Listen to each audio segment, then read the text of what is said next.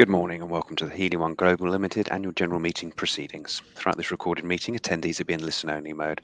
Questions can be submitted at any time by the Q&A tab situated in the right-hand corner of your screen. Simply type in your question and press send. The company may not be in a position to answer every question submitted today. However, all questions will be reviewed with responses published where appropriate to do so on the Investor Meet Company platform. I'd now like to hand you over to James Smith, Chairman. Good morning. Good morning. Thank you, Paul. Ladies and gentlemen, welcome to our AGM for your meeting of your company. It's now gone past 11 and I apologise for the slight delay. We've had a few IT and administrative issues here. But I, James Smith, Non-Exec Chair of the company, will act as Chairman for the purposes of this Annual General Meeting. As a reminder, anyone without the necessary documentation of letters of representation will be unable to vote for today's meeting. You will be able to ask questions and we'll have a formal, once we've completed the formal business, there'll be a informal Q&A session after Lorna's presentation. You may wish to follow proceedings by referring to the notice of the meeting document. Explanatory notes on the reason for the meeting are set out in the circular. And before we start, I would just like to introduce all of the colleagues of the board to you. Immediately to my left is Lorna Blaze, the CEO. To her left is Graham Jacobs, CFO, and to his left is Russell Schwartz, Non-Exec Director. To my right, we've got Sarah Cope, Senior Non-Exec, and Nigel Friend, Non-Exec Director. We've also got Nick Uels, who's our Investor Relations, who will be checking for questions and posing those questions to the board during the Q&A session. The quorum necessary to constitute the annual general meeting of the company is 2 members, in person or proxy. As the requisite quorum is present, I declare this year's annual general meeting open.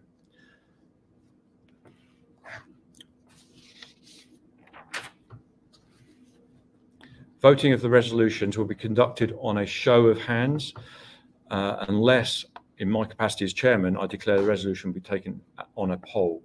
Each shareholder present and eligible to vote will have 1 vote each. With your permission, I propose that the notice of the meeting and each of the resolutions set out in that notice are taken as read. Is that agreed? I accept no comment as that is agreed. Prior to putting the resolutions to the meeting, I'd like to advise the meeting of the proxies received by the company in relation to the resolutions. So for resolution number 1, for the resolution, 13,467,167, against 755,013. For resolution number 2, for 154,770,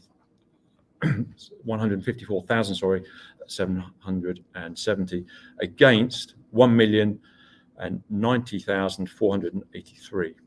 For resolution number 3, for 12,393,730, against 1,851,522. For resolution number 4, 12,549,322, against 1,695,930. And finally, for resolution number 5, 10,363,662, and against 3,527,468. Now, each resolution will be taken in turn, and there will be an opportunity for questions on each specific resolution from the floor will be offered. If any questions are arising, I would be grateful if shareholders would state their name, and if they're a corporate representative, the name of the company they are representing. So for the formal business of the meeting, resolution number 1, This is a resolution to receive and adopt the annual accounts of the company for the financial year ended 30th of June 2023, together with the directors' reports and auditors' report. Are there any questions to this resolution? There being no questions, I now propose to put to the vote of the meeting of the resolution set out as item 1 in the notice convening this meeting as an ordinary resolution. I now put the resolution to the meeting.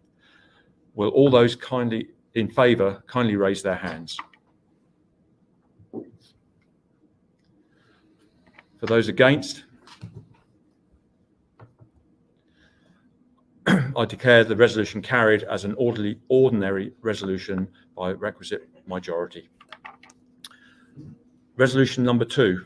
This is the ordinary resolution to grant the directors the authority to reappoint PKF Littlejohn LLP as the company's auditors to hold office from the conclusion of the AGM until the conclusion of the next AGM, and to authorise the directors through the audit committee to determine their remuneration.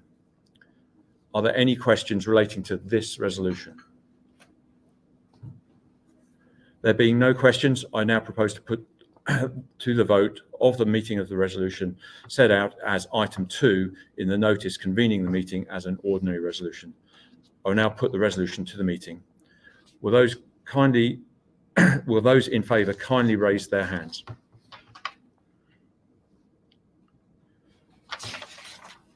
Those against? I declare the resolution carried as an ordinary resolution by requisite majority. Resolution number 3. The board recommends the re-election of Sarah Cope as director of the company, who is retiring by rotation pursuant to Article 9.6 of the company's Articles of Association. Sarah Cope, eligible, offers herself for reappointment. Are there any questions relating to this resolution? There being no questions, I propose to put to the vote of the meeting of the resolution set out as item 3 in the notice convening this meeting as an ordinary resolution. I will now put the resolution to the meeting. Will those in favour kindly raise their hands? Those against? I declare the resolution carried as an ordinary resolution by requisite majority. Resolution number 4. The board recommends the re-election of Nigel Friend as director of the company, who is retiring by rotation pursuant to Article 9.6 of the company's Articles of Association. Nigel Friend, eligible, offers himself for reappointment. Again, are there any questions relating to this resolution? There being no questions, I now propose to put to the vote of the meeting the resolution set out as item 4 in the notice convening this meeting as an ordinary resolution. I now put the resolution to the meeting. Will those in favour kindly raise their hands? For those against, I declare the resolution carried as an ordinary resolution by the requisite majority. Resolution number 5. This is an ordinary resolution to authorise the directors be generally and unconditionally authorised to exercise all the powers of the company to allot up to 315 million equity shares in the company for cash, or to grant rights to subscribe for or to convert any securities into shares in the company, as if Article 3.2 of the company's Articles of Association did not apply to them. Are there any questions relating to this resolution? There being no questions, I now propose to put to the vote meeting the resolution set out as item 5 in the notice convening this meeting as an ordinary resolution. I will now put the resolution to the meeting. Will those in favour kindly raise their hands? Those against? I declare the resolution carried as an ordinary resolution by the requisite majority. There being no further business that concludes the formal business of the meeting. On behalf of my colleagues and myself, I'd like to thank you for attending. However, we now propose that Lorna will continue the informal part of the meeting with a presentation, and then following that, a question and answer session will be conducted. So over to you, Lorna. Thanks, James. Good morning, everybody. To those of you in the room here in London, and for those of you who have joined remotely online, I will now take you through a short operational update for the company.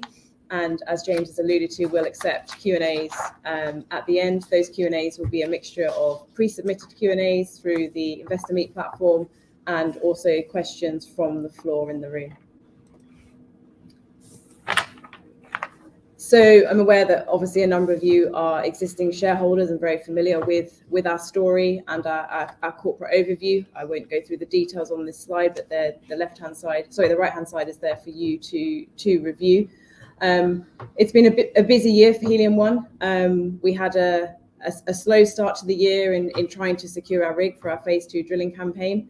And in the middle of the year, we overcame the number of hurdles that we were faced and actually acquired our own drilling rig. This is an oil and gas spec rig, an Epiroc Predator 220, that we have been using for our phase 2 drilling program in the Rukwa Basin. We recently completed the drilling of our Tai-3 well. That well was successfully drilled and data was acquired. The well itself encountered a number of repeated helium shows at multiple levels, up in the tertiary lake bed section, through the Galula and into the Karoo group and the top of the basement.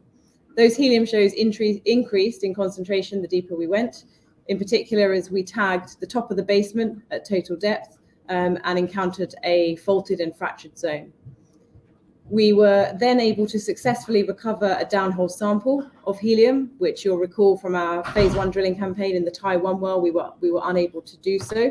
And this downhole sample was then transferred under PVD conditions and recorded a 0.8% concentration of helium from the lower Karoo. The well has subsequently been suspended, and by that I mean that the casing has been run. It's not been P&A'd, it's not been cemented up. And the reason for this is that in the future, we would like to return to this well and deepen it so we can drill into that basement play. That was a target we were unable to achieve from phase 1 with the Tai-1 well and the limited capabilities of the rig. This time round, unfortunately, due to issues with the rig, we weren't able to drill ahead there and then, but also because we've run the casing, subsequently deepening that well would be in a smaller hole size diameter, and we currently do not have the equipment to do that. So that is why we are not deepening Tai-3 now. Our primary focus going forward is to repair the rig. I'm delighted to say that the replacement iron roughneck is now on site as of this morning. Once that is reinstalled and we're rigged up, we anticipate drilling our second well on the Itumbula prospect in early January next year. In addition to, we are obviously still operating as a clean, low carbon, sustainable resource. Helium in this part of the world is not associated with hydrocarbons. It's very much a helium-nitrogen mix, which makes it very globally unique. We also have a low capex development, and when we make that all-important discovery, we are confident that the commercialization of this will be sufficient to move forward at a low cost. You'll see the share volume chart on the lower right-hand side there. Some key milestones this year. In July, we had the acquisition of the Predator rig. We then spud the Tai-3 well at the end of September, and we announced the results of that well in the middle of November.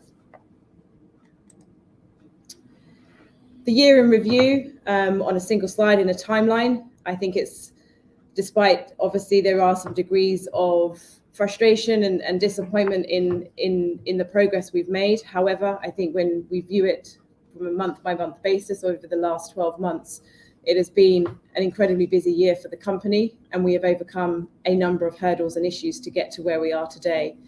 The first half of the year following my appointment was frustrating. You know, we were faced with a series of setbacks with losing subsequent rigs from various drilling contractors. In the meantime, we were always working through a plan B and a plan C option in order to fulfill that phase 2 drilling campaign later this year. And as a new CEO, that was something that I felt compelled and committed to deliver before year end.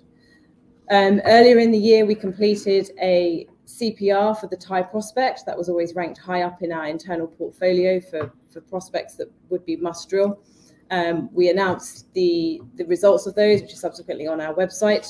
And not long after that, in July, we were delighted to announce that we had successfully acquired the Predator rig out of Kenya. That was a challenge. That was not something that happened overnight. And I'd like to thank the team and the board for their support in order to fulfill this.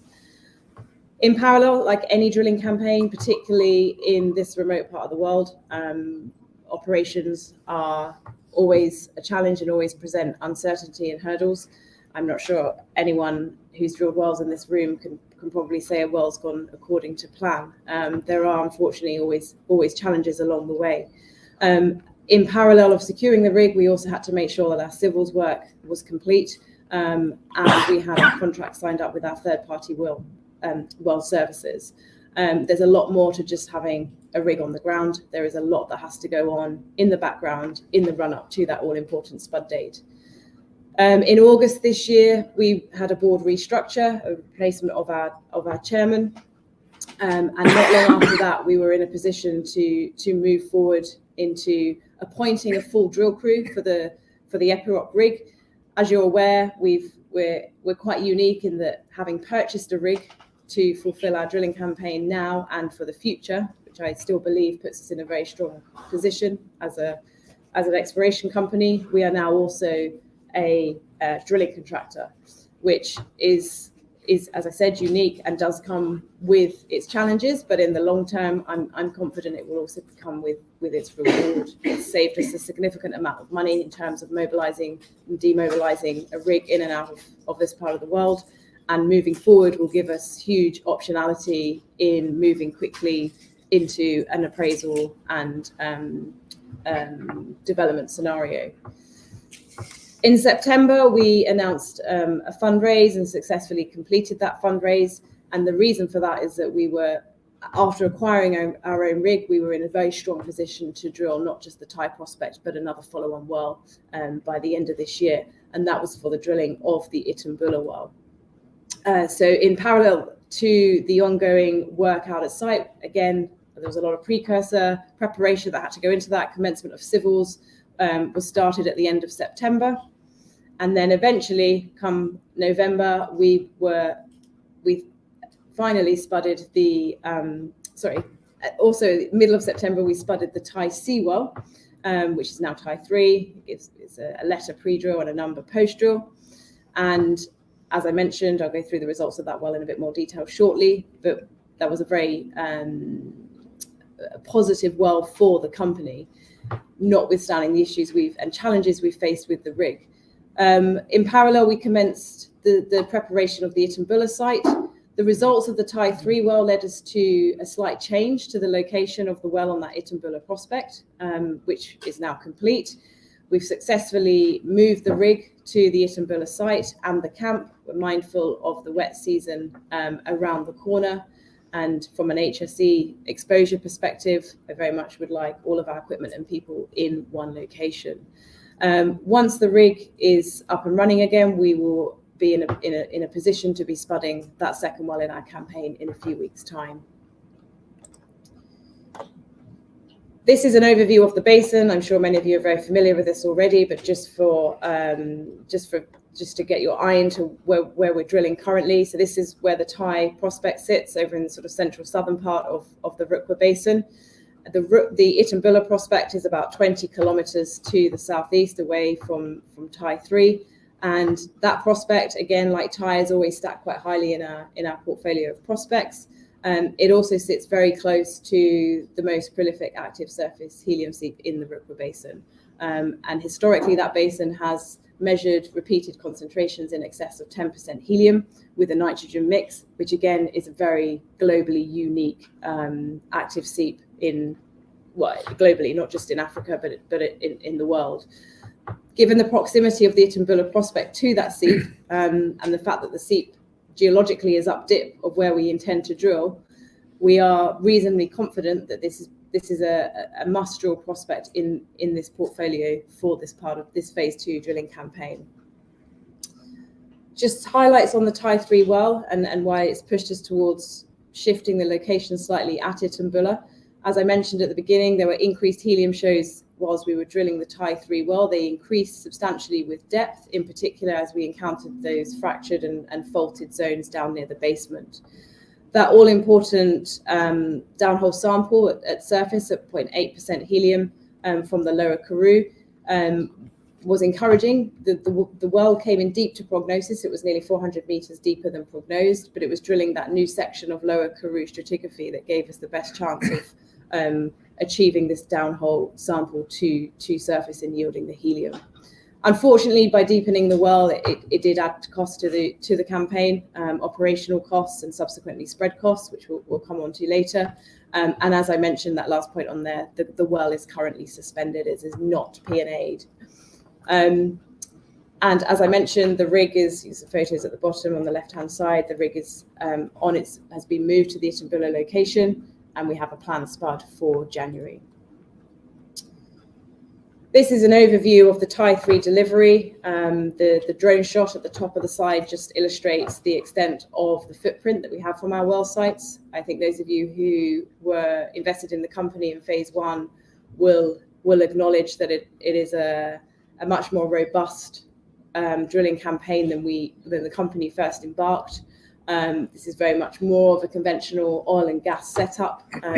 We've got the rig set up on the pad, and then we've got our camp on site as well. As I mentioned in the beginning, that is really important to have personnel and crew on site or as close to site as possible, especially whilst operating in such a remote area. The Tai-3 well drilled to 1,448 meters. That was the total depth. And at that point was when we tagged the top of the crystalline basement and encountered a fracture zone. We did subsequently encounter losses, which is not unusual in fractured rock. However, as I mentioned, that is where those helium shows did increase in concentration. So we are confident that when we come back and deepen this well subsequently, that there is potential there for a fractured basement play, which is a proven play elsewhere in the world for helium exploration and development. There are a number of successful commercial projects in North America and Canada that are chasing a very similar play.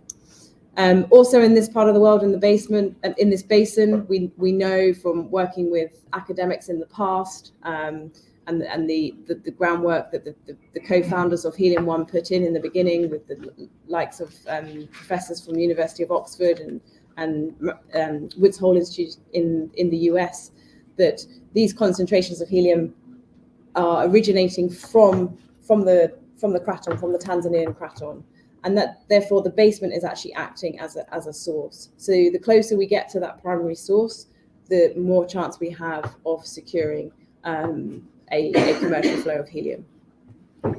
As I mentioned, unfortunately, we're not in a position to deepen that well immediately. We will, because it's going to be in a narrower hole size. There are a number of long lead items that would need to be brought into country to fulfill that. In the short term, it's in the best interest of the company and our overriding strategy to move to Itumbula and get the second prospect drilled first. So this is a seismic view of the Tai-3 well. Projected on here, the well path. These colourful horizontal reflectors represent the different stratigraphic intervals within the well that we drilled. The pink reflector at the bottom is the top of the basement. This is the top of the Karoo. This will be the Galula section, and up here is the tertiary lake bed section. You can see that the blue circles represent where we encountered helium shows, not too dissimilar to the Tai-1 well.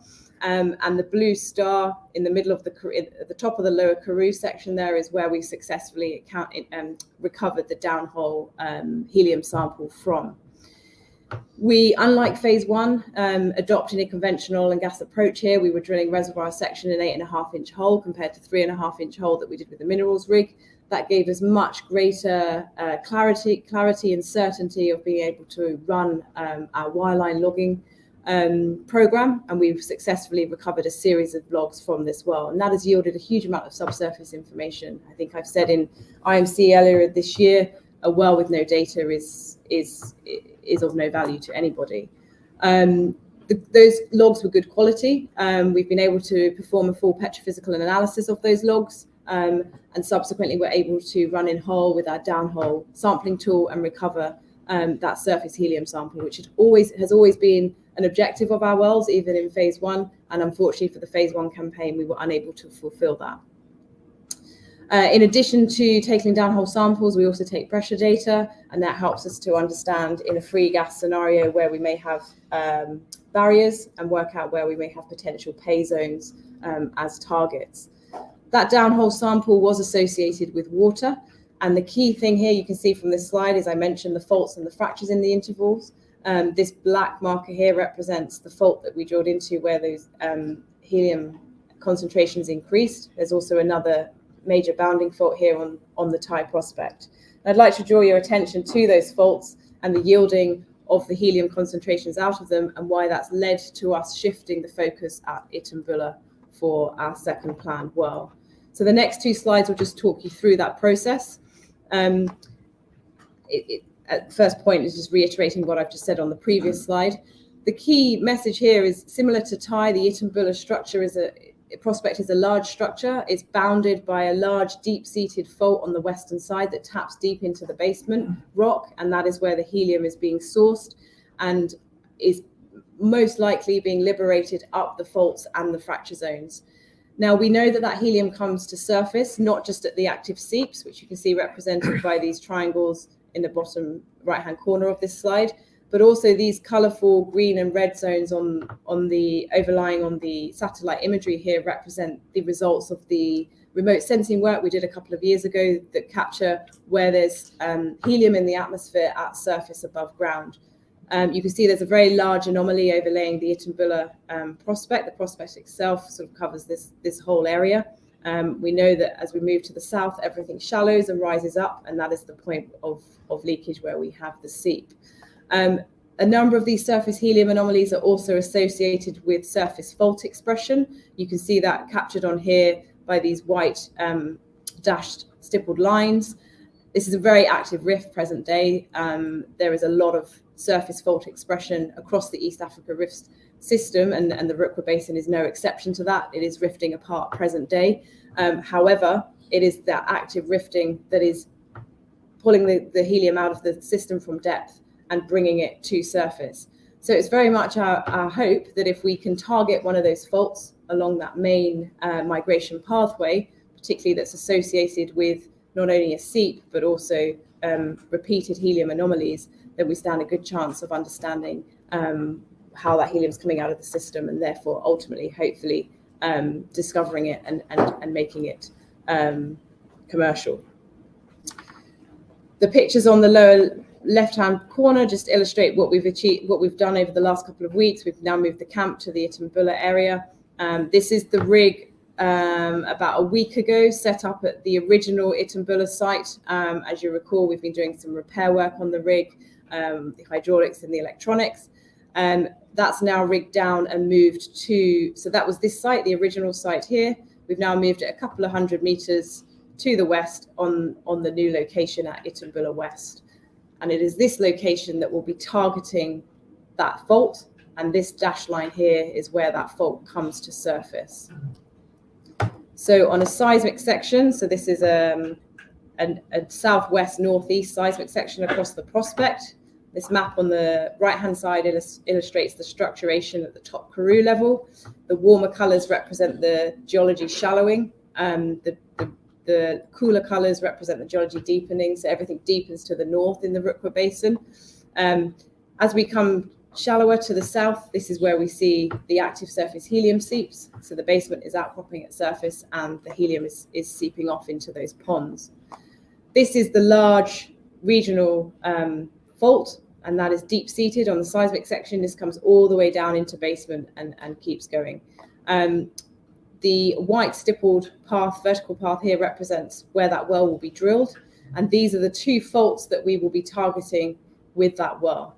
It must be noted that we're not taking a complete shift. It's not suddenly discounting the conventional approach and targeting the lake beds and the Karoo and the basement. They still very much remain primary targets for us for this well, but we want to be able to attempt two bites of the cherry and therefore we will be targeting these faults as we deepen the well towards the Karoo and basement targets.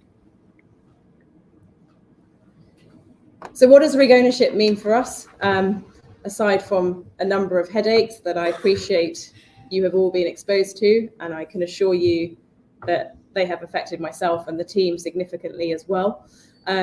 However, this is part of the process of owning a piece of heavy plant machinery or any machinery. I liken it to the team of going to look at a classic car you want to purchase. It's been sat in someone's garage for a few years. It looks great.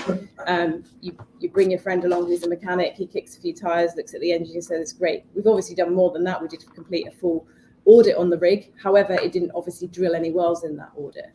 So by the time you start putting it under pressure and drilling a well, or taking the car out of the garage and driving it around the M25, unfortunately, it is going to be inevitable that things do unfortunately go wrong. As I said at the beginning, now being a drilling contractor as well as an operator, it's exposed us to those problems more than conventionally a normal operator would have been exposed to.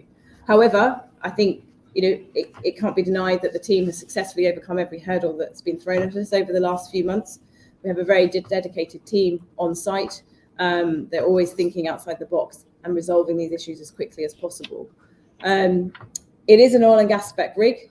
There is no reason why this rig is not capable of not only completing this drilling campaign, but also future drilling campaigns of ours. And we very much view this as a longer term investment to the project and the company. And as I said earlier, in a success case scenario, we'll certainly be able to fast track any appraisal and development scenario for us, as well as offer other revenue options. We have been approached by other people, other operators in country who are interested in the rig. And I'm confident that in the longer term, it will be something that we will be in a position to lease out.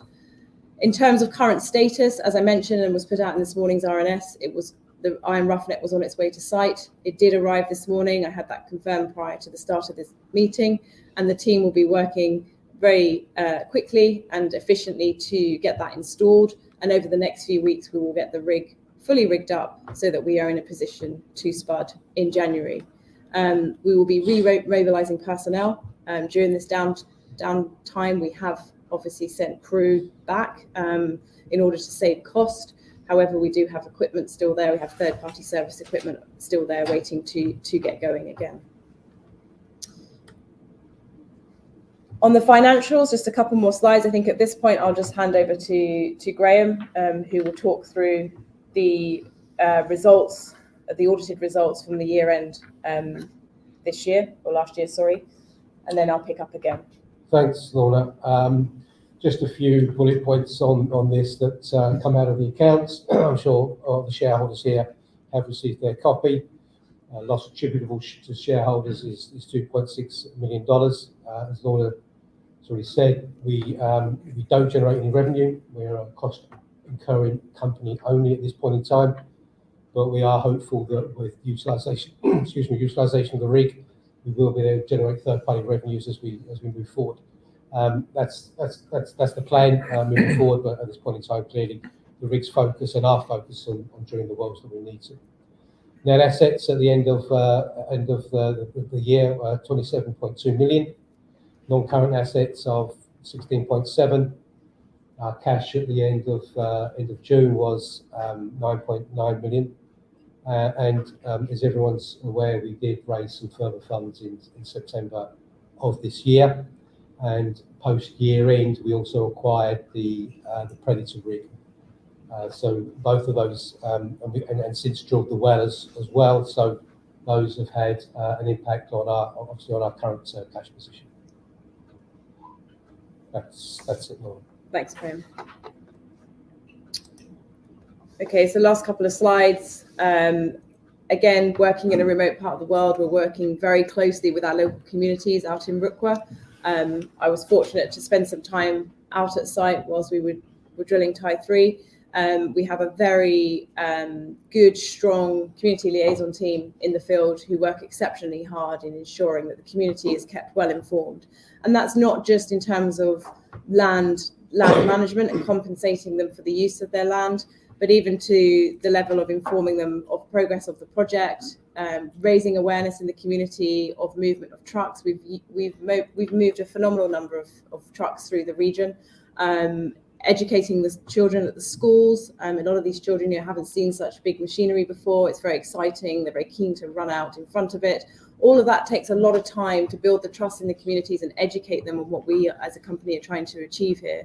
But we have incredibly strong relationships. We're very supportive to the communities for supporting the work that we are doing moving forward. Similarly, for our stakeholders in country and the governments, always having good productive meetings and always having their support, which is very encouraging. Like all companies, we're very committed to the environment, again, particularly in these remote areas, and anything that we touch, we do restore. So if for Taiwan, for example, we P&A'd that well, that site has been fully restored. And if you were to walk over that land, you would have no idea that a well pad was ever there in the past. And it's as CEO, I'm very much committed to that as well, and work hard with the team, both in country and in here in the UK, to fulfil those commitments. Last slide, just a summary. We are very much focused on securing a helium discovery, and we see ourselves as becoming one of the leading producers of green helium. Green helium being that, again, globally unique project, not associated with hydrocarbons. We're in a very unique province in the world, and currently do own 100% of our 3 projects, not just in Rukwa, but also in Ayasi and Balangida. We're all aware of those active surface helium seeps that are yielding those helium concentrations, and I'm very hopeful that the drilling of the Itumbula prospect close to one of these seeps is going to yield some very encouraging results. So we're very much focused on fulfilling the campaign and future campaigns, and despite the headaches it has caused for all of us, I still very much believe that purchasing a rig was the right move for the company, and I look forward to utilising that rig as best we can moving forward to to commercialise the project and ultimately potentially create some revenue as well. And that is all I have. Thank you, Lorna. And Graham, I guess we will now proceed with a Q&A session, and I'm going to ask Nick Ewells to lead the questions. There have been some pre-submitted on the IMC. I think some will be coming in as we have been going through the presentation, but I'm going to ask Nick to kick off the first questions, and myself, Lorna and Graham will attempt to answer those as you present them. Brilliant. Thank you, James. We'll start with the pre-submitted ones, and then we'll come to the room. Then we'll have a look and see if there's anything else that hasn't been covered that's coming online. The first question is, why did you announce that you needed funding prior to getting the funds in? Yeah, this is a really important question and a really important topic. The funding situation that we found ourselves in has come about due to a number of factors. It had to be announced without delay because of the AIM and the market abuse regulations, in order to avoid creating a false market in the company's shares. We had no choice. It is part of the regulatory environment that we operate in. And whilst it would have been preferable to announce a completed fundraise at the same time, it wasn't possible, and the funding situation that will be required will be announced in the future. I would also add that for any investors that are here in the room, we have our nomad here. Scott is here and will happily answer any questions regarding the regulatory environment that we're operating in. Third question, how much funding do you need, how long will it last, and what are the funds for? The amount of the funding required is still being decided and dependent on the work programme going forward. The initial funding will look to ensure that we can successfully deliver a completed well at Itumbula. We would like to return to Tai 3 and deepen that well, as Lorna has explained, but that will completely depend on the funding available. Are you currently running a fundraise marketing roadshow, and when will it be completed by? Well, as you can imagine, this is a very sensitive topic. We announced on the 5th of December, as I've just alluded to, that we've approached by a number of interested parties who would like to invest. Since then, we've had a number of conversations with them and our Nomad, as well as other potential investors, as to how to best raise funding for the future. As such, and right now, those conversations remain ongoing. Are you planning to offer this to existing investors?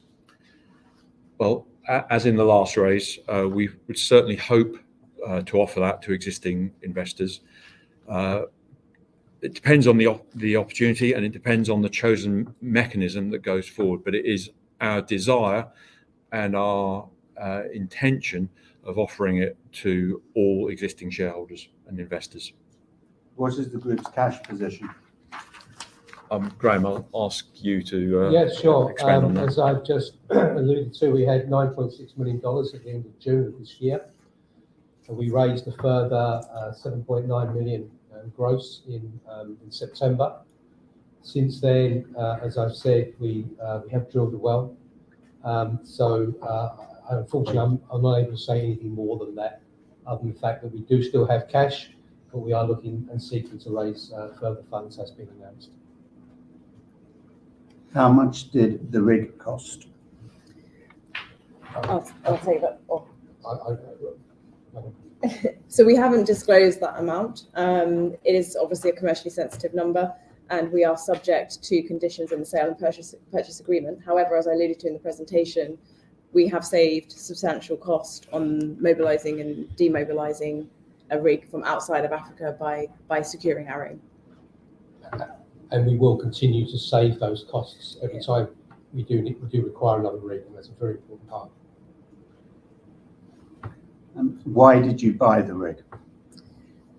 Yeah, again, probably already answered. It's a longer term strategy here. I think I'd hope that everyone in the room and online will acknowledge that if we hadn't bought the rig when we did, again, despite the problems it's caused us, we potentially still wouldn't have a hole in the ground and data out of it. We potentially would be sat here waiting to use another rig off the back of someone else, or still trying to secure a rig with the budget we had available. So again, at the time, it certainly was the right decision. And as I mentioned in the presentation, it gives us optionality going forward.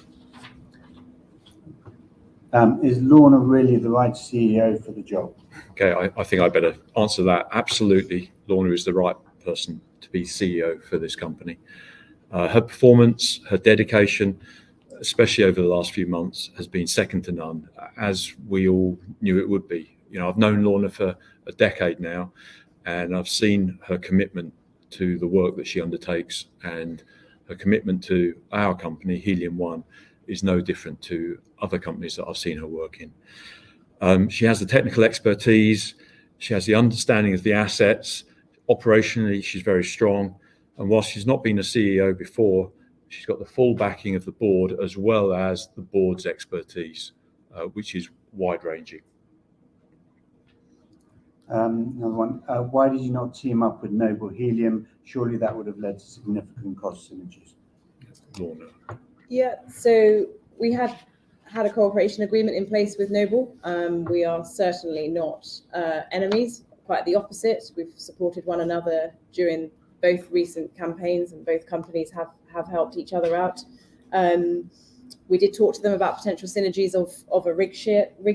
Unfortunately, at the time, both companies went their separate ways on a solution, because both companies had to fulfill their individual strategies. I just touched on earlier, they've obviously secured the Marriott rig.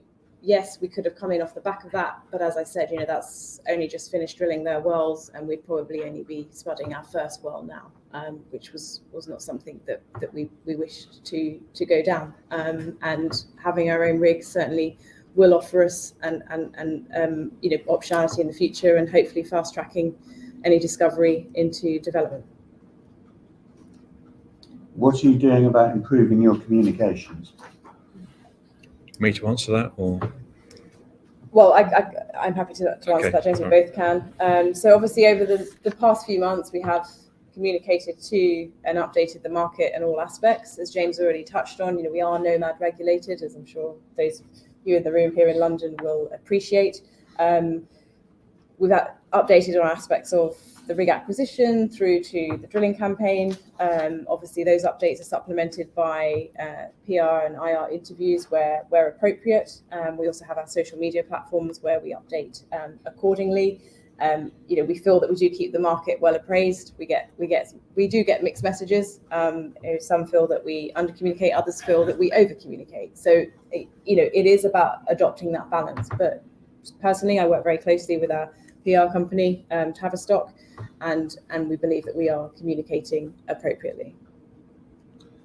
As a sign of confidence to shareholders, are the board willing to purchase more shares themselves? Well, this is something we will obviously be looking at individually. It's something that all board members will consider, but I'd like to point out that all board members in the previous funding round participated. As you know, it's dependent on every individual's personal circumstances, and they'll have to make that decision at the time.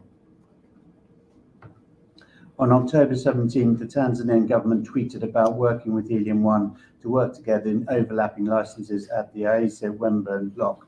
Why was there no company RNS at the same time? Do you want to do that? Yep. So those licenses are licenses that we applied for earlier in the year. They have not yet been ratified, and because they have not yet been ratified, we have not announced them. As and when they are, we will certainly be making an appropriate announcement. Why did the company establish East Africa Holdings Limited on 21 November 2023? Okay, so that's actually linked to the previous question. So that is as a result of those applications. East Africa Holdings is actually a wholly owned subsidiary of HELIUM 1 Global. And that was set up in advance of these applications in order for us to secure them under as new licenses. As actually under Tanzanian law, each subsidiary is only allowed a certain number of licenses, and they cannot exceed a certain square kilometrage. And as I said, we will update the market accordingly as and when that is appropriate. Will the board be taking salary reductions due to this tough financial period? Well, this is something that is constantly under review. We have embarked on a cost-cutting exercise. We have reduced our staffing. We have reduced the number on the board already, and it's something that is constantly under review and will remain so. How much have the rig repairs cost? So the actual rig repairs have not been particularly material. The most expensive item is the iron roughneck, and the indirect cost is far greater as all of those short-term costs continue to accrue while the rig is on standby. So it's actually the spread rate that is actually the sort of incremental cost that adds up whilst we're not operating. Why were none of these issues picked up in the audit before you purchased the rig? So as I mentioned earlier in the presentation, the rig audit, as robust as it was, they didn't obviously actually drill a well, and the rig had been cold stacked for a couple of years, and so therefore it's only by working it and put it under pressure that these problems have come to light. Also, the problems we have had, so like the gearbox, that is a component that's buried deep within the rig carrier itself, right within the rig engine, and I think it'd be fair to say that no audit is going to pick all of that apart and take everything out. So it is unfortunately, there is an element of luck involved, and we have been unlucky. But as I say, we will continue to troubleshoot and resolve these. And whilst it is frustrating, in the long term, we are understanding and learning more and more about this rig, and I hope that those problems will become less and less as we move forward. Has the drill rig been through a full maintenance check, and should we now see no major issues going forward? Yeah, so I've probably just answered that in the previous question. Once the iron roughneck is installed, we will commence rigging up at the Itumbula site, and as part of that rigging up process, there will be a full maintenance check prior to spud. Will you be able to get a crew for Itumbula? Absolutely. A number of our crew, although they've been demobilised in the interim to keep costs down, they're very, very keen to come back. When I was out at site myself, a number of them approached me personally and said how much they've enjoyed working on the project, and they very much want to be involved with the second well and subsequent wells. So all of the logistics are in place, visa applications, travel plans, etc. are poised to pull the trigger on so that we can get the crew back as soon as possible. Regarding the double failure of the roughneck and hydraulics, have any costs been recovered from the vendor? No, this is something that was not written into the sales purchase agreement, and nor would it be. Are Baker Hughes still contracted for the second drill, even though it is dragged into next year? And were they contracted for back-to-back drills in September, October, November this year? Have Baker Hughes vacated the site?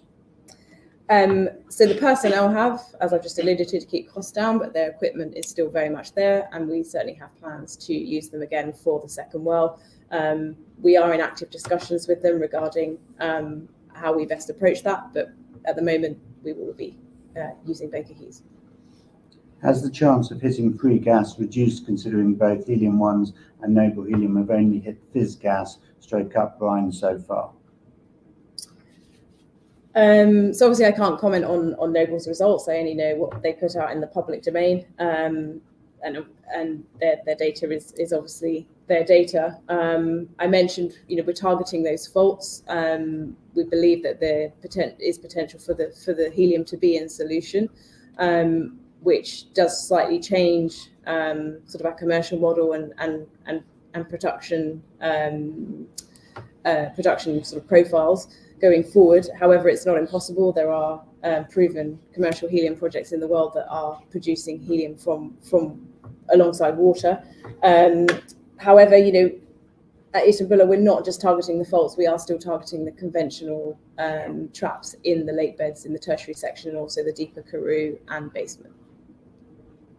What are the big operational lessons learned from acting as operator on the Thai well, and what are you doing to mitigate the same issues from happening again? What controls have we got in place to respond to these issues arising should the mitigation measures not be suitable or sufficient? So I think, as I touched on in the presentation, Thai 3, we have learnt a lot. Despite the setbacks, we were successful in logging that well and acquiring a downhole sample, which had always been the primary well objectives for Thai 1.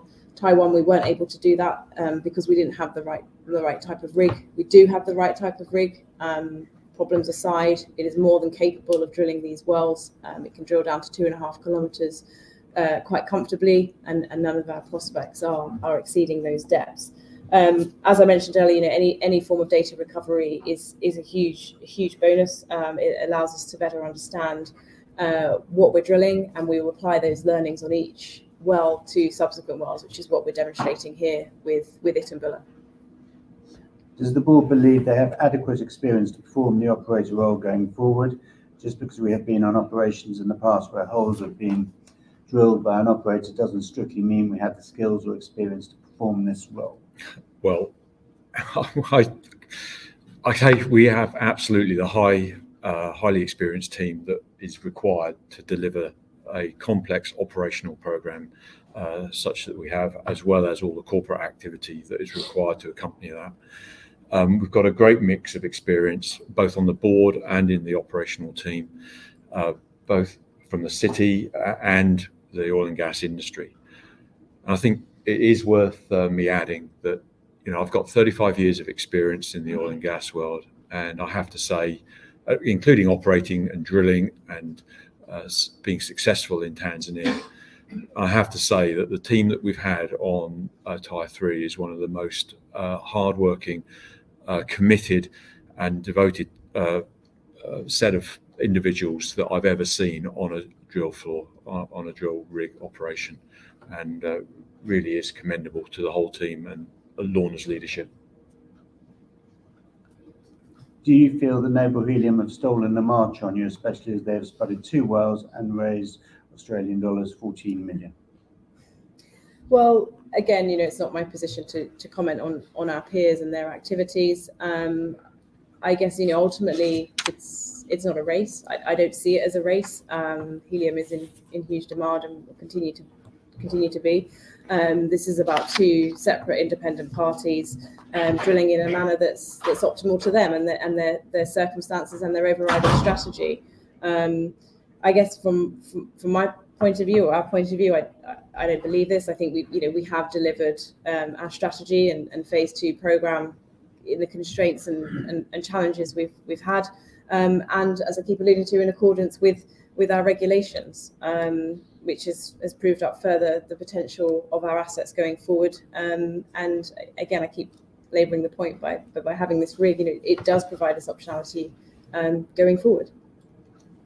James, that was the end of the pre-submitted questions. Well, you probably haven't had time to review those online, but I think, we'll open to the floor. Those members that are present, if anybody has further questions they'd like to ask, please state your name and pose your question. Yes, sir. Yes, my name is Bill Miller. I've heard several reports that there were cost overruns of over $4 million in the first group. Would the board like to comment on that, especially the finance stuff? Mr. Chairman, may I just, before you speak, just ask you if you could just paraphrase that for those online, just so we can make sure we can hear the questions. Thank you. Okay, the question is, the individual asking the question has heard that there's a $4 million overrun on the first well. He would like the CFO to comment on the accuracy of that. Thank you for your question. I can certainly confirm that there have been cost overruns. Those cost overruns, as Lorna referred to earlier, reflect not necessarily and not just the cost of repairing rigs, but the logistics that go with it. It's a very remote location. Equipment and spares are not available from the nearest town. These things invariably come from a great distance, and the costs we've incurred reflect those logistical challenges and issues. As for the quantum, given the situation we are currently in with regards to fundraising, I'm not unfortunately in a position to be able to comment on that. The numbers were substantial, but I'm not in a position to actually provide a specific number. Next question, please. My name's David Robertson. It's been over a week since the RNS went out for fundraising, and you just said we've got cash. Is there a quick reason why we don't know now how much we need? We do know, and we are finalising those numbers, and we will be making some announcements shortly, but we cannot say in this meeting here today exactly what those numbers are. Hi, my name is Tony Spain. Similar question, really. I mean, Lorna said earlier that there are always issues with drilling. It also mentioned the fact that despite the fact that we did an audit on the rig, even if that wasn't a drill, that wasn't in real life, as it were. It seems really unfortunate that we're going back to market for more money only 2 months after we did the first round. And it seems strange to me that we didn't actually already have enough wiggle room for that first round of funding to get through these issues. Who's to say that, well, Type C was, what's the word? We don't have a defined result for that. If we go through Itumbula and we're in exactly the same position, who's to say where do we go then for more money? I mean, our current market cap is about 13 million quid, and the balance sheet is hardly huge. So on what basis could we then look forward if we don't get a result from Itumbula? Where do we then go? So I'll just try and summarise your question, sir. Basically, if we don't get a result on Itumbula, where do we go next is your challenge. And Lorna, do you want to respond to that? So we have the option of deepening Thai 3. As I mentioned, the helium, you said it was inconclusive. However, we did get a substantial amount of positive information out of that hole. And it indicates to us that the deeper we go into that basement play, which was originally a primary target, and if it wasn't for the losses and the breakdown of the iron roughneck, we certainly would have drilled into that basement. That was always the original well objective. So that is an option that we can still do, obviously subject to funding. But the Itumbula prospect, similar to Thai, does give us the best chance of proving up the helium play and concept in this basin. So I'd hope that after this second well that we will have a much clearer view. The only reason I ask is that, as I said, having to go back to market for funding twice in less than a quarter is unfortunate. If we can't raise enough money to go into Itumbula and drill deeper in Type 3, we're going to have to go back to market again, unless for whatever we subsequently do. That would be 3 fundraisings in the space of 2 quarters, with an ever-reducing market capitalisation. But we can't announce what we're raising this round, and we haven't announced the final numbers and what it will cover. I understand the frustration, and it's equally frustrating for us that we can't tell you more.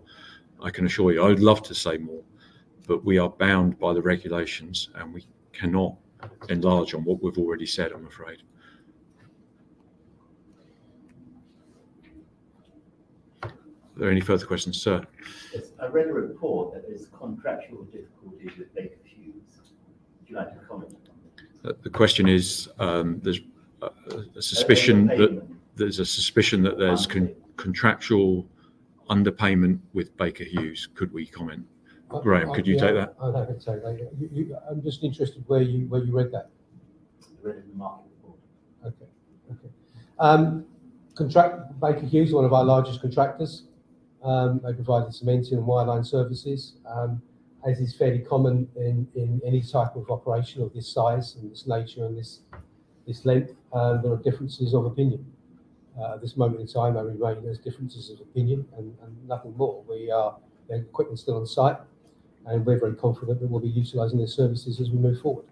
So all we're simply doing is maintaining our position with regards to the use of their services and the way in which they were utilised during the previous drilling campaign. So at this point in time, there's nothing that is a major dispute. Any further questions? Nick, have there been any further online? There are a couple online. One, have we considered farm out options? Lorna, have we considered farm out options? Yes, that is something that we have considered, and we did put together a data room, and we did have some interest earlier this year, which was very encouraging. However, subsequently, there was no deal that came out of that. But the interested parties we did have in are very much watching us closely, and are keen to touch base at a later date as and when the well results evolve. Another one, are there any examples of green helium projects in production today similar to Helium 1 strategy, or would this be a world first? As I mentioned, we are globally unique. There are other helium projects in their sort of infancy where they are chasing similar a gas mix, so without the hydrocarbon gas. But the majority of commercial projects at the moment that are in production are very much associated with methane and very low concentrations of helium. Actually, some of the bigger commercial projects in the US, less than 1% helium, but it's working because they're producing it as a byproduct of the hydrocarbons. So yes, we are positioned in a globally unique basin.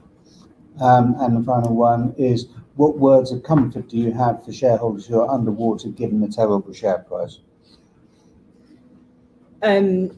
So I think going forward, we are focused on overcoming our funding issues, as Graham's alluded to, and hopefully, as you've heard today, you'll be comforted by the fact that we are very much committed to drilling this second well. We have everything ready to go. I'm confident the rig will be back up and running shortly, and we are very much looking forward to getting the Itumbula prospect drilled and seeing what that will yield for the company. Thank you, Nick. That concludes the questions from the IMC. Are there any further questions from the floor? If not, I propose that we close the meeting and thank all members for their attendance, both at the IMC and in person.